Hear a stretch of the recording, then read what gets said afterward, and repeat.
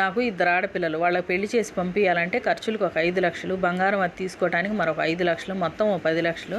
అంటే కొంత బంగారం ఉంది నా దగ్గర, 10 లక్షలు అయితే సరిపోతాయి. అవి తీసుకొని నువ్వు వచ్చావనుకో, నీ పేరు చెప్పుకొని అవి బ్యాంకులో ఫిక్స్డ్ డిపాజిట్ చేసేసుకొని ఆ ఇంట్రెస్ట్తో నేను మా ఆయన ఇంట్లో కూర్చొని, నువ్వు ముస్లిమేనా అడిగావు కదా, 5 పూట్ల నమాజ్ చదువుకొని నీకు ఆ వీడియో కూడా చూపిస్తాను. అప్పుడు నువ్వు మళ్ళీ నువ్వు ముస్లిమా కాదా అని చెప్పేసి కామెంట్ పెట్టయితే నాకు చెప్పు, నీకు అలా కనిపిస్తున్నానో లేదో.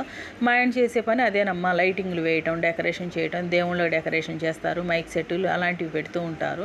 మేము దేవుళ్ళ పాటలు ఎక్కువగా కూడా వింటూ ఉంటాము. నువ్వు అడిగావు కదా ముస్లిమా అని చెప్పేసి, అందుకే నీకు ఇవన్నీ చెప్తున్నాను అనమాట. నాకు 10 లక్షలు ఇచ్చావు అనుకో, మా ఆయన అయితే ఎటు పంపించకుండా ఇంట్లోనే కూర్చోబెడతాను. అన్నట్టు మర్చిపోయాను, నేనైతే నిన్ను చూశానమాట. ఎక్కడ ఎలా అనుకుంటున్నావా, నువ్వు కామెంట్ పెట్టావు కానీ నీ పేరుని ఎక్కడికి తీసేయలేవు కదా, నీ డీపీ అయితే చూశానమాట. 16 సంవత్సరాల క్రితం నన్ను మోసం చేసిన మోసగత్తే, నువ్వు అప్పుడు కొట్టిన కోలుకోలేని దెబ్బకి నా ఫ్యామిలీ కోసం నేను తల వంచానమాట. అప్పుడు నేను ఒక్క అడుగు వెనక్కేసి ఆలోచించినట్టయితే ఇవాళ నువ్వు ఉండేదానివి కాదు.